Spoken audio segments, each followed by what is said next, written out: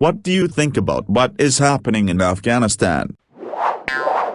As an Afghan American, I cannot describe the emotions I feel. I am heartbroken seeing all of the civilians' lives lost and the many more that are displaced. The little family I have left in Afghanistan are in areas under Taliban control and they are completely at their mercy. However, the Afghan armed forces and the politicians didn't put up any fight. They all made hush deals for themselves and let the Taliban walk freely into the city headquarters.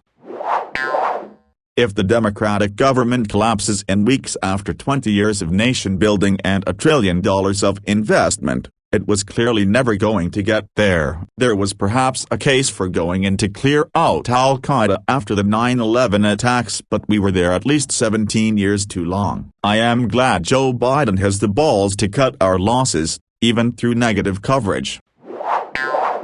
The answer, as cold-hearted as it may be, is for other countries to pull out and let them deal with their own problems. Over time the extremists will have children who are less extreme. Eventually there will be a schism between the extremists and the people we view as normal and compassionate. That will likely lead to a revolution and a regime change, likely with another bad, but better, government taking over. Over the course of the next century hopefully they'll improve on their own. We, as outside nations, can only do so much to change the extremists. At some point they need to handle themselves. Just my opinion anyways. The comments I am reading are mostly from an American political stance. I just watched a viral video of the Taliban forcibly taking a screaming child for a bride. It was disturbing to put it mildly. Are we missing something here? Is this discussion regarding which president wanted out first? Is there any relief for the suffering in this country? If so, how? What's next? Is China going to have a go? Are sanctions going to ease the suffering? What a mess. Why is the solution to the strife for an intervention at all? Foreign intervention is why the Taliban and really any terrorist group in Afghanistan exists in the first place. ISIS and Al-Qaeda were trained by Americans, and you can imagine what the young men and boys in Afghanistan felt about the U.S. when their homes and schools were bombed by American jets to fight American-trained terrorist forces. Expected, yet terrifying, since they never defeated the Taliban, because they jumped borders and were able to hide in the mountains and hold choke points there, which are very difficult to pass and conquer. And now they are growing back in power, meaning that the threat in the world is increasing too. Also, a very important thing, help and protect the interpreters. They help the international forces to communicate. This means they also worked against the Taliban. The Taliban sees such thing as a reason to behead the interpreters and their families. We should really get all of them and their families out of their race up. Thank God we're fucking out. We should have left the moment Bin Laden's body turned cold, at the latest, and without invading Iraq, either. I'm in disbelief that there has been an entire generation born and is now in the workforce and this country was in war for their entire lives. I feel for the Afghan people and I say that we should treat those that want to leave the same way we treated the South Vietnamese that wanted to leave when we exited Vietnam. Give them prioritized refugee status and fast-track them to become American citizens. I actually like the take that we should have pulled out once Bin Laden was dead. Then the historical narrative becomes we will go to any lengths to hold responsible those who commit terror against civilians. And the US can walk away pretending it had exactly one goal with a defined ending. It wasn't a forever war. We needed to take down the top of the organization, etc. etc. Everyone could have said we did what we set out to do and all walked away. A month after he was dead we were stuck with no good exit point.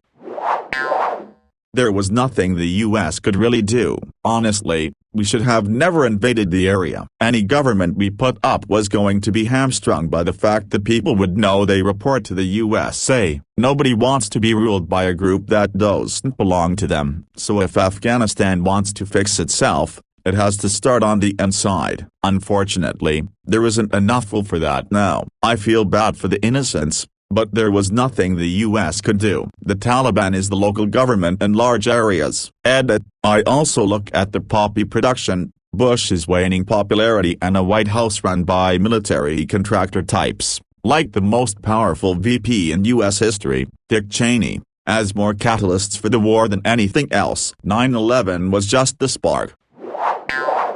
Original plan was an extremely limited military action only to go after the heads of the. Then, we must defeat the Taliban. Then, nation building. The scope just grew, and Bush and CO were just obsessed with the cause, and nobody had any idea on how the US could ever extricate themselves. Ended up with decades of war and hundreds of thousands of lives lost, for nothing. Definitely never should have been there, and the time to get out was long, long ago. Your biggest problem is the fact that Afghan government troops are fighting under the rules of warfare while the Taliban don't. What that means is the government forces are taking Taliban prisoners and then feeding them while looking after them in a humane way. When the Taliban take over a city, they immediately release these prisoners who are in good physical condition that they are ready to join the fight. On the other hand, the Taliban don't follow any rules. When they take prisoners, they torture and kill them. Therefore, they don't have to waste resources on prisoners, and especially don't have to lose fighters to look after the prisoners. In Australia, they are prosecuting a soldier for killing someone who was only suspected of being in the Taliban. They told the Taliban where the Australian troops were, and the Taliban killed 4 Australians from that info. BTW. In the Quran, Muhammad specifically had 20 rules that Muslims must follow in warfare. Cannot kill prisoners, cannot rape women etc. And the Taliban has broken every single rule on thousands of occasions, which leads me to believe that not even the Taliban are actually Muslim, they are just power-hungry dictators who use religion as an excuse. BTW. In the Quran, Muhammad specifically had 20 rules that Muslims must follow in warfare. Cannot kill prisoners, cannot rape women etc. Yeah. Except the Apostle of Allah, may peace be upon him, sent a military expedition to Oz on the occasion of the Battle of Hunain. They met their enemy and fought with them. They defeated them and took them captives. Some of the companions of the Apostle of Allah, may peace be upon him, were reluctant to have intercourse with the female captives in the presence of their husbands who were unbelievers. So Allah, the Exalted, sent down the Quranic verse, Surah 4:24, and all married women are forbidden unto you save those captives whom your right hands possess. Abu Dawud 2150, also Muslim 3433. So you know? Also they're allowed. They would have taken out the Saudi royals who funded the whole show. Look, I hate KSA as much as anyone, but, 1, there are like 2,000 Saudi princes, none of whom would be easy to investigate and all of whom would be almost impossible to arrest and bring to justice. 2, the Taliban gave aid and comfort to OBL and AK, let's not pretend they were completely unrelated third party. 3, OBL and KSM literally planned and executed the attack. They were clearly the most culpable short of the pilots themselves. The proper response to 9/11 would have been to withdraw all troops from the Middle East, secure our borders and airspace, revamp our immigration system, invest in our digital and aerospace infrastructure, and generally bide our time while we reconsidered our role as the global superpower. My in-laws live in Afghanistan. They are kind, gentle, open people who have lived simple lives in relative safety. Each day brings another horrifying experience for my family. They've been bombed, a cousin has been beheaded, they've been shot at. They are scared for their college-educated daughters. Worst of all, there is absolutely no way to get out anymore. It's easy for anyone from Afghanistan to distance themselves from the situation by saying it was a waste of money, corrupt government, endless war, and the other propaganda that we spread around to make ourselves feel better about this situation. But the reality is that Afghans never had the money or resources to defend themselves against terrorists imported from another country, and a minimal military presence would have been just enough to preserve human rights and thousands of lives, if not substantially more. It was also reported by the Pentagon that there will be attacks on American soil in the near future because of this decision. This is a terrible decision that will likely end with us back in Afghanistan, but not after a huge loss of lives, a massive backslide in human rights. I was there from 2009 to 2011 as a contractor. I worked as a mechanic repairing MRAPs, Back then I could see that no real progress was being made. I think at this point it's obvious that war is a racket. There was never a realistic plan to win or even a definition of what victory would look like. That was never the point. The war machine is an integral part of the U.S. economy and culture. America as we know it wouldn't exist without it. We all have a hand in it. We all find it and we all benefit from it. I've met so many people who make a decent middle-class career in the military-industrial complex. Where would those people be without the war machine? I made good money in it for a couple of years during the Great Recession. Do I feel guilty about it? Fuck number. I was born into this shithole of a country that is designed to make your life absolutely suck if you don't find a way to get some money. So I found a way to get some money. People do fucked up shit. It's fundamental to the human experience. You can rage against it and wring your hands over it, and people will still do fucked up shit. There is no solution. There's nothing we can or should do other than leave. The Afghan army outnumbers the Taliban 300,000 to 70,000. We trained them, gave them weapons, tried to build them a new government and a new country. We mediated peace talks while protecting villages and cities from invasion. We sacrificed our men and women to fight for their country. We built infrastructure, improved education, and made life bearable again. And if, after 20 years of doing all that, their country collapses back into Taliban rule in a matter of weeks, then so be it. We cannot indefinitely prop up a country that cannot or and will not stand on its own 2 feet. We've done all we can for the people there, now their future is up to them. Knowing that there is probably going to be a war in nearby Uzbekistan and Tajikistan because of the water crisis, and that the people of those countries are tired of their governments, I'm afraid the Taliban may take control over the region. Tajikistan is the most religious of the ex-Soviet Union, so I guess the Taliban may take on them after Afghanistan. What I'm not sure is how will China react to this. Maybe ally with Taliban, though I doubt it, and maybe they'll want to erase them to gain influence.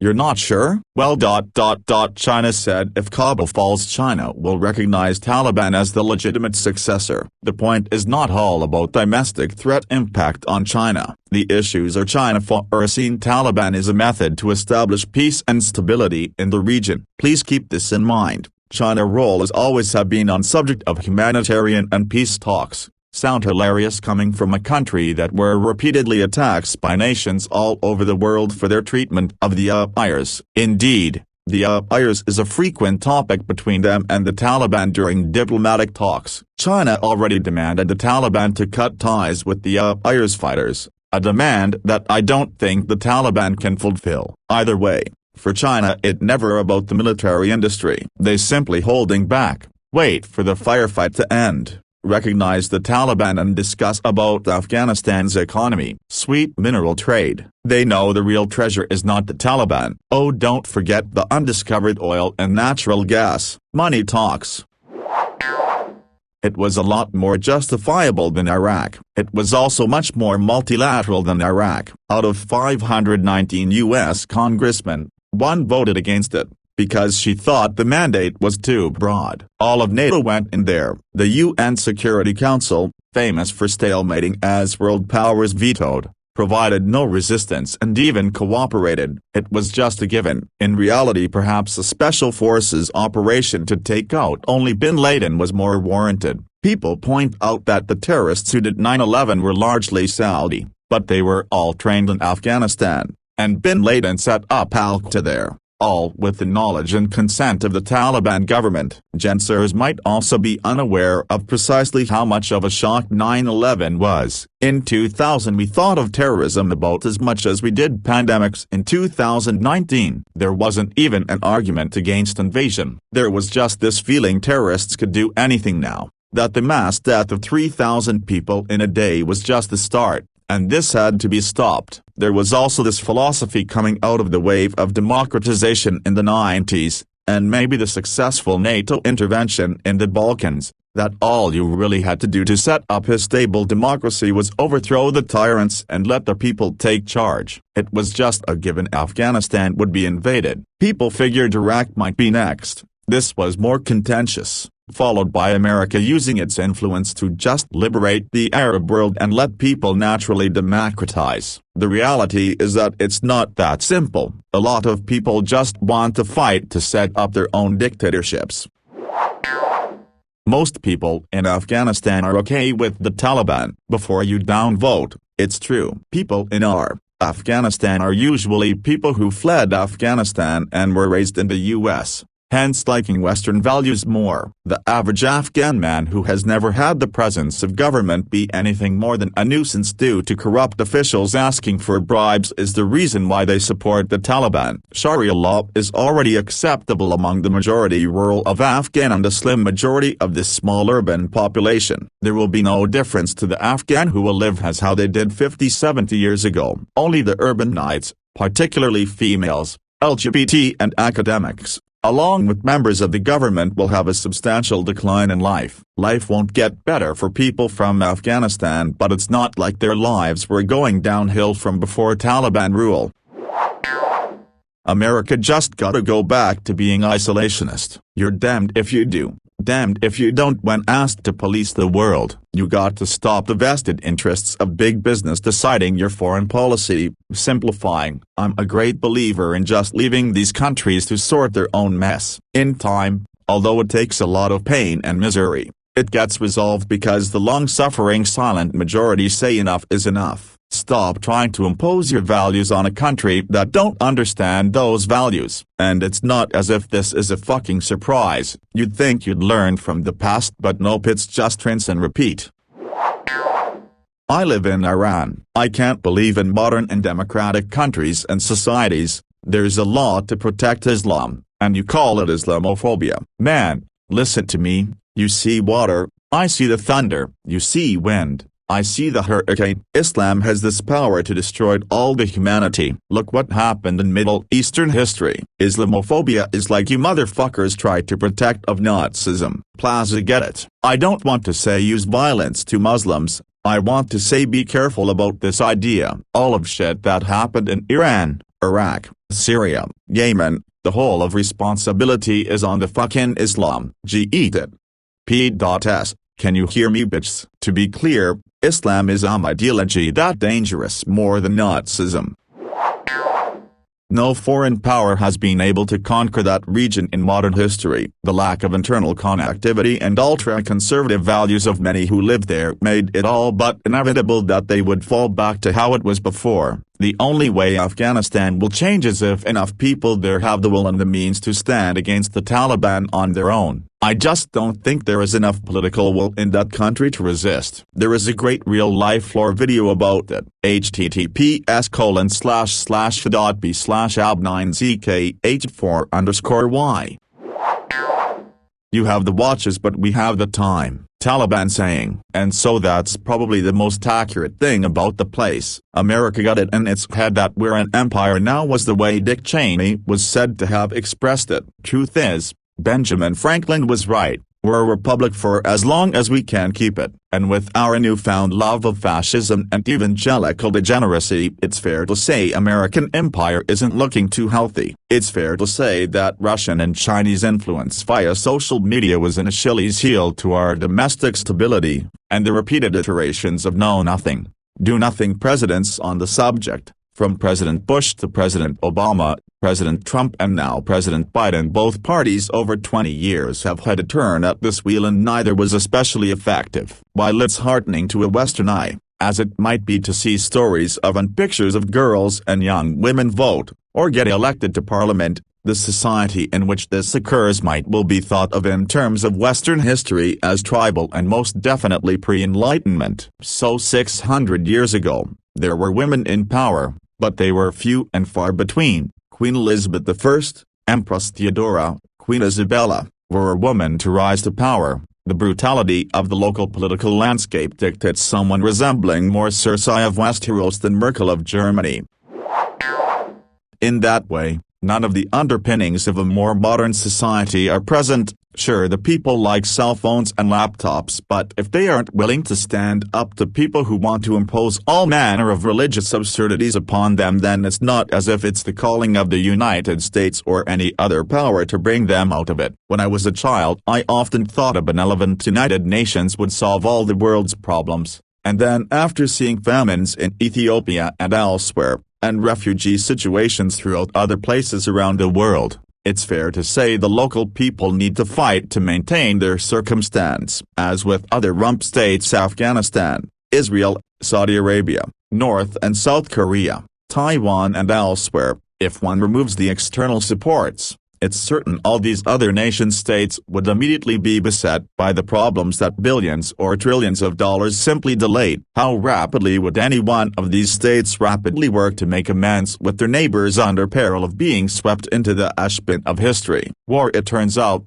is a rich man's game played by poor people driven to desperation over a certain amount of unfocused money, and it seems what gets lost in the shuffle is actually solving the problems in hand. I suspect this goes for anything where countries are not actually providing services for their citizens.